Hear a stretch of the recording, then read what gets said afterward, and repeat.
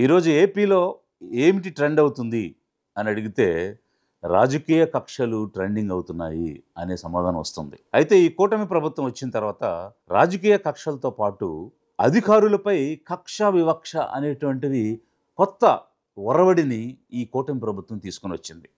గతంలో అసలు ఆంధ్రప్రదేశ్లో ఇట్లాంటివి ఎప్పుడు కని విని ఎరుగం.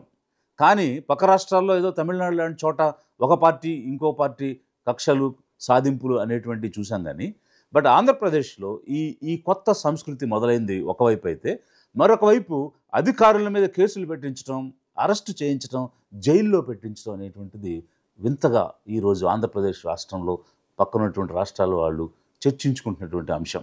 ఇదొక వైపు అయితే, మరొక వైపు ఆల్ ఇండియా సర్వీసెస్ ఆఫీసర్స్ ఉన్నారు, ఎంప్లాయీస్ ఉన్నారు, కానిస్టేబుల్స్ ఉన్నారు. ఇట్లా అనేక శాఖల్లో ఉన్నటువంటి ఆఫీసర్స్ దగ్గర నుంచి కానిస్టేబుల్స్ వరకు కనీసం పోస్టింగ్స్ లేకుండా నెలల తరబడి 1.5 సంవత్సరంగా ఎదురు చూసేటువంటి ఆఫీసర్స్ కూడా ఉన్నారు. ఈ సీఎం గారు ముఖ్యమంత్రిగా ఉన్నటువంటి సమయంలో చంద్రబాబు నాయుడు గారు మరొక వింతైనటువంటి పోకడ కూడా ఉంటుంది. ఆల్ ఇండియా సర్వీస్ ఆఫీసర్స్గా నేను కూడా పనిచేస్తున్నాను, ఒక ఐఏఎస్ ఆఫీసర్గా అనేక ముఖ్యమంత్రులతోటి సన్నిహితంగా పనిచేస్తున్నాము.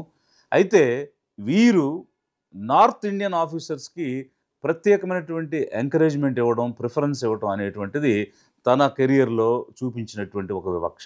ఆల్ ఇండియా సర్వీస్ ఆఫీసర్స్గా మాకు ఎలాంటి విభేదాలు ఉండవు, కానీ వీరు మాత్రం తెలుగు వాళ్ళని, సౌత్ ఇండియన్స్ని దూరం పెట్టడం, నార్త్ ఇండియన్స్ని దగ్గర తీసుకోవడం అనేటువంటిది చాలాసార్లు ఆఫీసర్స్లో వచ్చినటువంటి చర్చ. మెరిట్ ఉంటే ప్రశంసించవచ్చు, దానికి ఎవరు కూడా అభ్యంతరం పెట్టరు. కానీ not at the cost of local and south Indian officers. Police శాఖలో అనేక మంది ఐపీఎస్ అలాగే నాన్ క్యాడర్ ఆఫీసర్స్ పోస్టింగ్స్ లేక సస్పెన్షన్లో ఉన్నారు. పిఎస్ఆర్ ఆంజనేయులు కానీ, డీజీపీ స్థాయిలో ఉన్నటువంటి పివి సునీల్ కుమార్ కానీ, సంజయ్ కానీ, అలాగే కాంతిరాణ టాటా కానీ, విశాల్ గున్ని, జాషువా, విజయపాల్, ఇలా అనేక మంది ఆఫీసర్స్ ఒకవైపు సస్పెన్షన్, అరెస్ట్, జైల్స్, మరొక వైపు పోస్టింగ్ లేకుండా చాలామంది ఉన్నారు. ఎందుకు వీళ్ళందరినీ కూడా సస్పెండ్ చేయాల్సిన పరిస్థితి వచ్చింది అంటే, ఎవరు అడిగేవారు లేరు, ఏమైనా చేయొచ్చు. వీళ్ళలో ఎక్కువ మంది తెలుగు వాళ్ళైతే, అందులో మరింత schedule caste, schedule tribes, backward క్లాసెస్కి చెందినటువంటి వాళ్ళే ఉన్నారు. అంటే ఈ వెనుకబడినటువంటి వర్గాలు, ఈ డౌన్ ట్రాడన్ కమ్యూనిటీస్ నుంచి వచ్చిన వాళ్ళకి ఏం చేసినా, ఎలా చేసినా మాకు అధికారం ఉంది కదా అని చేస్తే ఎవరు అడిగేవాళ్ళు లేరు, ఏమీ కాదు అనేటువంటిదా మీ ధైర్యం? లిబరేషన్ కాంగ్రెస్ పార్టీ పేదల కోసం పుట్టింది. పేదల గొంతు, వారి ఆత్మగౌరవాన్ని నిలబెడుతూ, వారికి రక్షణను కల్పిస్తూ నిర్ణయాధికారం సాధించడానికి వచ్చింది. ఏమైనా చేయొచ్చు, అడిగేవారు లేరు అని కనుక మీరు అనుకుంటే లిబరేషన్ కాంగ్రెస్ పార్టీ ఉంది. ప్రశ్నించడానికి నేను పార్టీ తరఫున ముందుకు వచ్చాను. ఆల్ ఇండియా సర్వీస్ ఆఫీసర్స్ అయినా, ఇతర నాన్ క్యాడర్ ఆఫీసర్స్ అయినా, ఎంప్లాయీస్ అయినా, అందరికీ కూడా civil services code and conduct rules ఉన్నాయి. ఎవరైనా ఒక అధికారి తప్పు చేసినా, ఒక ఎంప్లాయీ తప్పు చేసినా చర్యలు తీసుకోవడానికి ఒక ప్రాసెస్ ఉంది. అయితే ఈరోజు తీసుకునే విధానం చూస్తూ ఉంటే ఒక కక్షగట్టి వివక్షపూరితంగా తీసుకున్నటువంటి పరిస్థితి కనిపిస్తుంది. సునీల్ కుమార్ డీజీపీగా ఉన్నారు, సిఐడి డీజీపీగా ఉన్నారు. అతన్ని సస్పెండ్ చేశారు. ఎందుకు సస్పెండ్ చేశారు అని అంటే, ఫారిన్ విజిట్స్కి వెళ్ళినప్పుడు ప్రాపర్ పర్మిషన్ లేదనేటువంటిది. ఎయిర్లైన్స్లో ట్రావెల్ చేసేటప్పుడు కొన్ని ట్రాన్సిట్ ప్లేసెస్ ఉంటాయి. మొదట ప్లాన్ చేసిన విధంగా కాకుండా తప్పని పరిస్థితిలో దుబాయ్లోనో, లేకపోతే ఎస్టోనియాలోనో, జార్జియాలోనో, ఇట్లా అనేక ప్రదేశాల్లో ట్రాన్సిట్ ఎయిర్పోర్ట్స్లో దిగేటువంటి పరిస్థితి ఉంటుంది. అయినా కూడా ఒక సిల్లీ రీజన్తో ఏ విధంగా సస్పెండ్ చేస్తారు? అనేక మంది ఆ విధంగా ఫారిన్ ట్రిప్స్కి వెళ్ళినటువంటి సందర్భంలో వెబ్సైట్లో జీవోలు ఉన్నాయి. తర్వాత రెగ్యులరైజ్ చేసినటువంటి, ప్రభుత్వం రెగ్యులరైజ్ చేసినటువంటి విషయాలు. ఇతని దగ్గర కూడా ఎక్స్ప్లెనేషన్ తీసుకుని ఆ విజిట్ని రెగ్యులరైజ్ చేయొచ్చు కదా. మోరోవర్ అతను సొంత డబ్బులతో వెళ్ళినటువంటి పరిస్థితి. ప్రభుత్వ ఎక్స్చెక్కర్కి ఎలాంటి లాస్ కానీ, ప్రభుత్వానికి సంబంధించినటువంటి ఏ రకమైనటువంటి పొరపాటు కానీ చేయలేదు. అతను వ్యక్తిగతమైనటువంటి ప్రయాణాల్లో వెళ్ళినప్పుడు ప్రాపర్ పర్మిషన్ లేదు అనేటువంటి ఒక టెక్నికల్ రీజన్తో ఇన్ని నెలలు ఎలా సస్పెండ్ చేస్తారు? ప్రస్తుతం డిప్యూటీ స్పీకర్గా ఉన్నటువంటి గౌరవనీయ రఘురామకృష్ణరాజు గారు ఒక కంప్లైంట్ చేశారు. ఎఫ్ఐఆర్ కూడా ఇష్యూ అయ్యింది. అయితే ఈ కేసులో సస్పెండ్ చేయడానికి ఎలాంటి మెటీరియల్ లేక, సస్పెండ్ చేయలేక ఒక సిల్లీ రీజన్ తీసుకుని పివి సునీల్ కుమార్ని ఫారిన్ ట్రిప్స్ అనేటువంటి అంశం మీద సస్పెండ్ చేశారు. అసలు ఈ కేసు ఏంటి? గత ప్రభుత్వంలో సిఐడి చీఫ్గా ఉన్నటువంటి పివి సునీల్ కుమార్ యొక్క సూపర్విజన్లో ఎంపీగా ఉన్నటువంటి రాజు గారిని అరెస్ట్ చేసి వారిని కొట్టారనేటువంటిది అభియోగం. అయితే ఒక సెక్షన్ ఆఫ్ పీపుల్ నిజంగానే పాపం రాజుగారిని కొట్టారేమో అనేటువంటి భావనలో కూడా వచ్చారు వారు చూపించినటువంటి ఫోటోలు అవన్నీ చూసిన తర్వాత. అయితే వారు కోర్టుకు వెళ్ళారు, మెడికల్ ఎగ్జామినేషన్స్ జరిగాయి. Guntur medical college doctor Prabhavati ఇచ్చినటువంటి రిపోర్ట్ని డిస్ప్యూట్ చేశారు. ఎందుకనంటే అప్పుడున్నటువంటి ప్రభుత్వం ఆ మెడికల్ ఆఫీసర్ మీద ప్రెషర్ చేసి వారికి అనుకూలంగా రిపోర్ట్ ఇప్పించారు అనేటువంటి అంశం కూడా వచ్చింది. అప్పుడు కోర్టు ఏం చెప్పిందంటే వేరే రాష్ట్రంలో మెడికల్ ఎగ్జామినేషన్ చేయించమంది. మిలిటరీ హాస్పిటల్లో పక్క రాష్ట్రంలో ఎగ్జామినేషన్ చేశారు. అక్కడ కూడా ఏ రకమైనటువంటి గాయాలైనట్టుగా రిపోర్ట్ రాలేదు. వారు సుప్రీంకోర్టుకు వెళ్ళారు. అక్కడ 3 సంవత్సరాల పాటు కేసు నడిచింది. ఆ case disposed of as withdrawn. వీరే దానిని విత్డ్రా చేసుకోవడం వల్ల ఆ కేసు డిస్పోజ్ ఆఫ్ అయింది. ఎలాంటి సాక్ష్యాధారాలతో ఈ సునీల్ కుమార్ అనేటువంటి డీజీపీ తప్పు చేశాడనేటువంటిది నిరూపించలేకపోయారు. ఇప్పుడు వీరి ప్రభుత్వం వచ్చింది. ప్రభుత్వం వచ్చి 1.5 సంవత్సరం అయ్యింది. కేసు పెట్టారు, సిట్ వేశారు. 120 పైగా సాక్షుల్ని వాళ్ళు విచారణ చేశారు. ఇంతవరకు ఒక కంక్లూజివ్ ఎవిడెన్స్ లేదు, ఒక ఛార్జ్ షీట్ ఫైల్ చేయలేదు. ఒక రాజుగారు కంప్లైంట్ ఇస్తే టకటక వెంటనే ఒక సిట్ వేసి ఇంతకాలం విచారించారు. ఇంతవరకు కొండను దవ్వి ఎలుకను కూడా పట్టలేదు. కానీ సామాన్యులకు రక్షణ ఎక్కడుంది? ఈరోజు రాజుగారిని కొట్టారనేటువంటి అభియోగంతో ఒక సిట్ వేసి విచారణ చేస్తున్నారు. మరి తెనాలిలో ఒక ఎస్సీ, ఒక ఎస్టీ, ఒక ముస్లిం మైనారిటీ ముగ్గురిని నడి రోడ్డు మీద నిలబెట్టి లాఠీలతో కొట్టి కాళ్ళతో తొక్కి రాష్ట్రమే కాదు పక్క రాష్ట్రాలు కూడా కోట్లాది మంది చూశారు. వాస్తవంగా జరిగింది. దాని మీద సిట్టేది?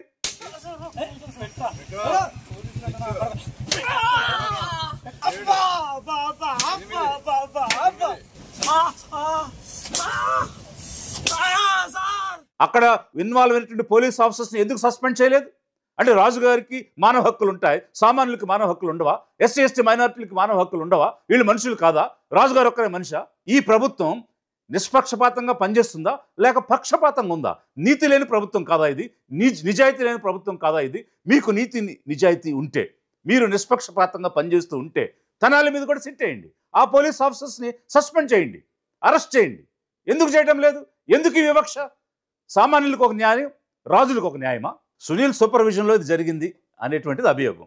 సునీల్కి ఈ రాజుగారికి ఏమైనా వ్యక్తిగత కక్షలు ఉన్నాయా? అధికారులు అనేవాళ్ళు ఆ రోజు అధికారంలో ఏ పార్టీ అయితే ఉంటుందో ఆ ప్రతినిధులతో పనిచేస్తూ ఉంటారు. అలా పనిచేస్తున్న క్రమంలో ఆ పార్టీ నాయకులకి దగ్గరగా ఉన్నటువంటి భావన కలుగుతుంది. కేవలం ఒక అధికార వ్యవస్థలో నేను కూడా పనిచేస్తున్నాను ఒక ఐఏఎస్ ఆఫీసర్గా. సూచనలు ఇస్తాము, సలహాలు ఇస్తాము, రకరకాల పథకాలు ప్రజల కోసం చేసేటువంటి అంశాల్లో ఇన్వాల్వ్ అవుతాం. చంద్రబాబు నాయుడు గారు ఉన్నప్పుడు అనేక కొత్త పథకాలు తెచ్చాం. నేను ఇచ్చినటువంటి సూచనల మేరకే పథకాలు తెచ్చారు. అలాగనే నేను చంద్రబాబు గారికి క్లోజా? లేకపోతే జగన్మోహన్ రెడ్డి గారు సీఎంగా ఉన్నప్పుడు హ్యాపీ బర్త్డే అని ఆయనకి బర్త్డే విషయం చెప్పాం. అంత మాత్రం చేత ఆయన క్లోజ్ అయిపోతామా? కె రోషయ్య గారు సీఎంగా ఉన్నప్పుడు అనేక సార్లు వారిని కలుసుకోవడం జరిగింది. వారు తమిళనాడు గవర్నర్ అయ్యారు. తర్వాత అప్పుడు గవర్నర్గా ఉన్నప్పుడు అనేక మార్లు నేను మెడ్రాస్ వెళ్తే వారి రాజ్యభవన్లోనే ఉండేవాడిని. అంత మాత్రం చేత రోషయ్య గారికి నేను దగ్గర, లేకపోతే కిరణ్ కుమార్ రెడ్డి గారి దగ్గర, లేకపోతే రాజశేఖర రెడ్డి గారి దగ్గర. ఇలా అధికారులు అనేటువంటి వాళ్ళు ఆ రోజు ఉన్నటువంటి పార్టీతో, పార్టీ ప్రతినిధులతో పనిచేయటం అనేటువంటిది సహజంగా జరుగుతుంది. అందులో వ్యక్తిగత కక్షలు ఏముంటాయి?